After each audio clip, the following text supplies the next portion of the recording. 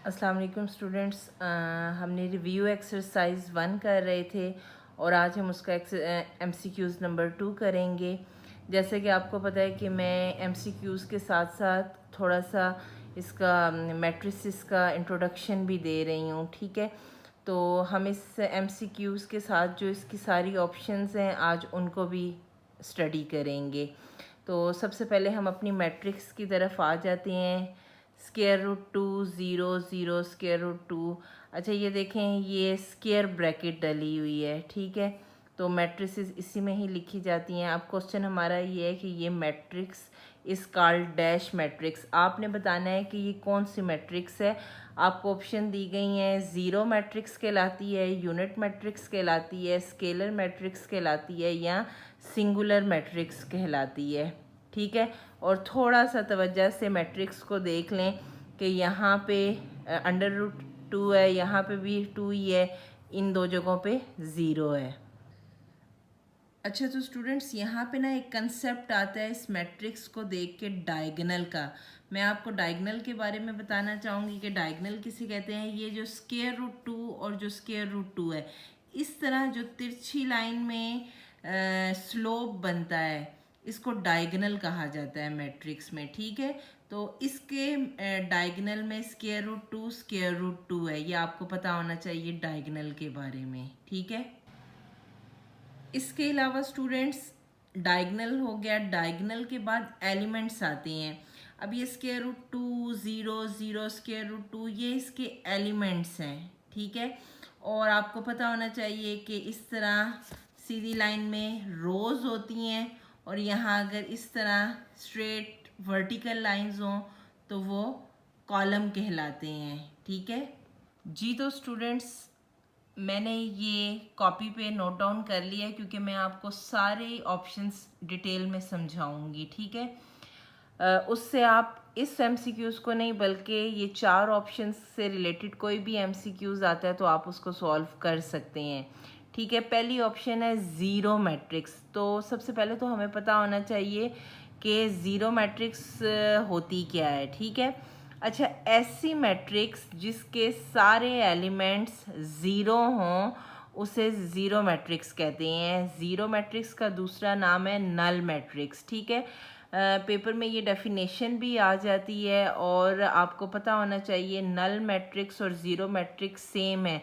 अब यहाँ पे ज़ीरो की बजाय नल मैट्रिक्स भी यूज़ हो सकता था, ठीक है।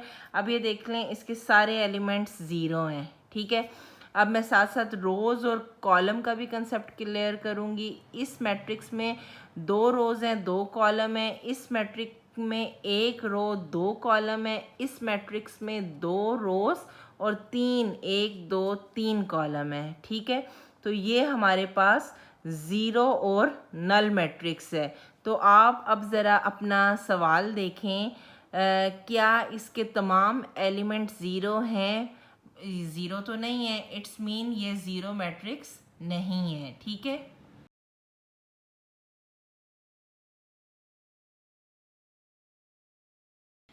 जी, तो स्टूडेंट्स, हमारी सेकंड ऑप्शन है यूनिट मैट्रिक्स, ठीक है। ये देखें, यूनिट मैट्रिक्स। अब पहले हमें पता होना चाहिए कि यूनिट मैट्रिक्स होती क्या है, ठीक है। यूनिट मैट्रिक्स का दूसरा नाम है आइडेंटिटी मैट्रिक्स। जैसे ज़ीरो मैट्रिक्स का नल मैट्रिक्स था दूसरा नाम, यूनिट मैट्रिक्स का दूसरा नाम है आइडेंटिटी मैट्रिक्स। ये MCQs भी आते हैं और क्वेश्चंस भी आती हैं, मींस डेफिनेशन पूछी जाती हैं। आइडेंटिटी मैट्रिक्स की लिख देते हैं तो आपको पता होना चाहिए यूनिट मैट्रिक्स की जो डेफिनेशन है वही आइडेंटिटी मैट्रिक्स की डेफिनेशन होगी। अच्छा, यूनिट मैट्रिक्स यूनिट 1 को शो करता है और आइडेंटिटी भी 1 को शो करती है। मैंने आपको स्टार्ट में डायगोनल्स के बारे में बताया है कि इस तरह स्लोप, ये देखें, ये स्लोप में अगर 1 हो, ठीक है, डायगोनल्स आर 1, अगर डायगोनल 1 हो तो हम उसे कहेंगे ये यूनिट मैट्रिक्स है या फिर आइडेंटिटी मैट्रिक्स है, ठीक है। अब इसमें रोज और कॉलम का भी कंसेप्ट देख लेते हैं। 2 रोज हैं, 2 कॉलम है। इसमें 1 2 3 3 रोज हैं, 1 2 3 3 कॉलम है, ठीक है। तो यहाँ पे भी 1 है, यहाँ पे भी 1 है, इट्स मीन ये यूनिट मैट्रिक्स है 1 1 1, तीनों का सेम होना ज़रूरी है यूनिट मैट्रिक्स या आइडेंटिटी मैट्रिक्स में। और यूनिट और आइडेंटिटी मैट्रिक्स में डायगोनल में हमेशा 1 आता है, ठीक है। तो अब आप हम अपने सवाल की तरफ आ जाएं। यहाँ डायगोनल में तो स्क्वायर रूट 2 और स्क्वायर रूट 2 है, इट्स मीन ये यूनिट मैट्रिक्स नहीं है। जी तो स्टूडेंट्स, अब हम अपनी थर्ड ऑप्शन की तरफ आते हैं, स्केलर मैट्रिक्स, ठीक है। अब हमने देखना है क्या ये स्केलर मैट्रिक्स है। सबसे पहले हमें स्केलर मैट्रिक्स के बारे में पता होना चाहिए। अच्छा, अ डायगोनल, इसकी थोड़ी सी मैंने डेफिनेशन लिखी है, ये थोड़ा सा आपको इसको समझना होगा। अ diagonal matrix is called a scalar matrix, ठीक है। डायगोनल्स आर सेम और नॉन ज़ीरो। देखें, ऊपर हमने एक मैट्रिक्स की थी, ये देखें, ये हमारी मैट्रिक्स है, ये इसके डायगोनल है। जब डायगोनल में 1 था तो हमने कहा ये यूनिट मैट्रिक्स है। अब नीचे इस तरफ आ जाएं, इस मैट्रिक्स को देखें, यहाँ पे 3 है, यहाँ पे 3 है, ये डायगोनल है।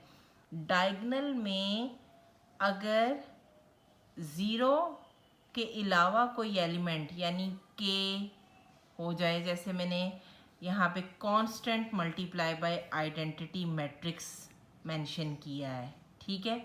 इसका क्या मतलब है, आप देखें यहाँ 1 और 1 लिखो, बाहर अगर मैं 3 लिखती हूँ, 3 को अंदर मल्टीप्लाई करूँगी, 3 1 ज़ा 3, 3 1 ज़ा 3, ठीक है। तो वो जो बाहर 3 था वो कांस्टेंट था और आइडेंटिटी मैट्रिक्स ये थी, ठीक हो गया। तो यहाँ पे स्केलर मैट्रिक्स हमें समझ ये आती है कि यूनिट मैट्रिक्स जो 1 0 0 1 होती है, उसके साथ जब भी हम किसी कांस्टेंट को मल्टीप्लाई करते हैं तो वो हमारे पास स्केलर मैट्रिक्स कहलाती है, ठीक है। अच्छा, अब थोड़ा सा आपको पता होना चाहिए कि ये जो स्केलर मैट्रिक्स होती है और जो यूनिट मैट्रिक्स होती है, ये दोनों मैट्रिक्स डायगोनल मैट्रिक्स की किस्में हैं, ठीक है। डायगोनल यूनिट मैट्रिक्स में क्या होता है, डायगोनल में 1 1 होता है और स्केलर मैट्रिक्स में 0 नहीं होता, 0 के अलावा कोई भी नंबर आ सकता है, तो वो स्केलर मैट्रिक्स कहलाती है। जी तो स्टूडेंट्स, मैं थोड़ा सा आपको ना स्केलर मैट्रिक्स का मज़ीद क्लियर करना चाहती हूँ। सपोज़ कर लें, सपोज़ किया हमारे पास यूनिट मैट्रिक्स है, यूनिट मैट्रिक्स, और वो हमें पता है डायगोनल में 1 1 हो और यहाँ पे 0 0 हो, तो वो यूनिट मैट्रिक्स कहलाती है, ठीक है।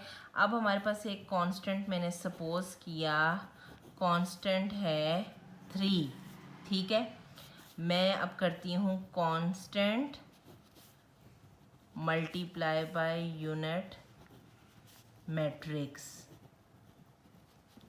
कांस्टेंट ऊपर 3 था, यूनिट मैट्रिक्स हम लिख लेंगे 1 0 0 1। इन दोनों को मल्टीप्लाई करने का तरीका यकीनन आपको पता होगा, 3 1 ज़ा 3, 3 0 ज़ा 0, 3 0 ज़ा 0, 3 1 ज़ा 3। तो अब ये आप देखें कि यूनिट मैट्रिक्स थी, जब उसे एक कांस्टेंट के साथ मल्टीप्लाई किया तो ये हमारे पास कौन सी मैट्रिक्स आ गई है, स्केलर मैट्रिक्स, ठीक है। अब हम अपने एमसीक्यूज़ की तरफ आ जाते हैं। तो थर्ड एमसीक्यूज़ वो पूछ रहे थे कि क्या ये स्केलर मैट्रिक्स है। अब आप नोट करें, ये यहाँ पे स्क्वायर रूट 2 है, यहाँ पे भी स्क्वायर रूट 2 है, स्क्वायर रूट 2 और यहाँ पे 0 0, इट्स मीन ये स्क्वायर रूट टू एक कांस्टेंट है जो बाहर था और अंदर 1 1 था। जब वो इससे मल्टीप्लाई हुआ तो ये इस तरह मैट्रिक्स बन गई, ठीक है। तो अब आपने बताना है कि क्या ये स्केलर मैट्रिक्स है या नहीं। मुझे तो ये कंफर्म लग रहा है कि स्केलर मैट्रिक्स है, ठीक है। अच्छा, अब हम अपने फोर्थ एमसीक्यूज़ को भी देख लेते हैं, उसके बाद हम फाइनल डिसीजन लेंगे कि ये कौन सी मैट्रिक्स है। फोर्थ वन है सिंगुलर मैट्रिक्स। जी तो स्टूडेंट्स, अभी हम सिंगुलर मैट्रिक्स के बारे में देखेंगे। A square matrix is said to be a singular matrix. If its determinant is zero. अच्छा, अब इस डेफिनेशन में दो चीज़ें आपके लिए नहीं है, एक स्क्वायर मैट्रिक्स क्या होती है और एक डिटर्मिनेंट क्या होता है। सबसे पहले आपको पता होना चाहिए स्क्वायर क्या होता है। अच्छा, हमें स्क्वायर के बारे में तो पता है, स्क्वायर ऐसी चीज़ है जिसकी चारों साइड्स बराबर लेंथ की हों, ठीक है, तो वो स्क्वायर मैट्रिक्स कहलाती है। अब ये देख लें, ये हमारा क्वेश्चन, इसमें यहाँ पे भी 2 है, यहाँ पे भी 2 है, यहाँ पे भी 2 वैल्यूज़ है, यहाँ पे भी 2 वैल्यूज़ है। इट्स मीन ये स्क्वायर मैट्रिक्स है, ठीक है। अच्छा, अब इसमें एक बात तो ठीक हो गई कि स्क्वायर मैट्रिक्स होनी चाहिए, और वो कब सिंगुलर होगी, जब उसका डिटर्मिनेंट ज़ीरो होगा। अच्छा, मैट्रिक्स में डिटर्मिनेंट बहुत इंपॉर्टेंट क्वेश्चन है, ठीक है। थोड़ा सा आप यहाँ से कंसेप्ट डिटर्मिनेंट का ले लें। हमारे पास एक मैट्रिक्स है, सपोज कर लिया उसका नाम ए है और उसके एलिमेंट्स के नाम हम ये रखेंगे ए बी सी डी। अब डिटर्मिनेंट हम कैसे फाइंड आउट करते हैं, डी ई टी इसके लिए यूज़ करते हैं, ब्रैकेट में ए लिखते हैं। जब हम ऊपर से नीचे एरो लाना है, इन दोनों को मल्टीप्लाई करेंगे ए डी, माइनस यहाँ पे माइनस आना चाहिए और यहाँ से इस तरफ एरो लाना है। ये एरोज आपने नोट करने हैं, B C, A D minus B C, ये चीज़ें दोनों मल्टीप्लाई हो रही हैं। यहाँ पे जो भी वैल्यूज़ होंगी वो मल्टीप्लाई होंगी, और जब हम इन दोनों वैल्यूज़ को माइनस करें और हमारा जवाब ज़ीरो आए तो हम कह सकते हैं कि ये सिंगुलर मैट्रिक्स है। जी, तो स्टूडेंट्स, हम सिंगुलर मैट्रिक्स के बारे में देख रहे थे, तो मैंने, क्योंकि अभी हम चेक करेंगे तभी हम बता सकते हैं। पहले हम डिटर्मिनेंट लेंगे अपने क्वेश्चन का, जो एमसीक्यूज़ ये क्वेश्चन था ना, इसका हम डिटर्मिनेंट लेंगे, ठीक है, जो मैंने आपको ये फार्मूला बताया है। अब अगर डिटर्मिनेंट ज़ीरो आ गया तो फिर इसका मतलब है सिंगुलर मैट्रिक्स है। अब ये देखें, ये ए है, ये बी है, ये सी है, ये डी है। अब हम ए डी की वैल्यू भी ये हो गई, माइनस बी, ये दोनों आपस में मल्टीप्लाई होंगी और ये दोनों। अच्छा, इन दोनों को पहले लिखना है, फिर माइनस, और इन दोनों को बाद में लिखना है। मैथ्स में इक्वल का खास तौर पे ख्याल रखा करें, इसकी वजह से मार्क्स डिडक्ट होते हैं। अब इन दोनों को मल्टीप्लाई करें, अगर आपको पता हो दोनों रकमें एक जैसी हैं तो इसका तरीक़ाकार ये होता है कि इसको एक दफ़ा लिखें। अब इसकी पावर कितनी है, 1, इसकी पावर कितनी है, 1, इन दोनों पावर्स को ऐड करें, 1 + 1 2, माइनस 0 0 0, 2 इस स्क्वायर रूट से कट जाएगा, आपके पास 2 आ गया। 2 - 0 is equal to 2, which is not equal to 0। It's mean ये जो हमारा क्वेश्चन था ये सिंगुलर मैट्रिक्स नहीं है, क्योंकि डिटर्मिनेंट ज़ीरो के इक्वल नहीं आया। तो क्लास, अब आपने स्टूडेंट्स मुझे बताना है, वैसे तो मैंने आपको हिंट दे दी है कि इन 4 ऑप्शंस में से हमारा करेक्ट आंसर कौन सा है। एक दफ़ा आप भी मुझे कमेंट्स में इसका आंसर मेंशन करें, ठीक है।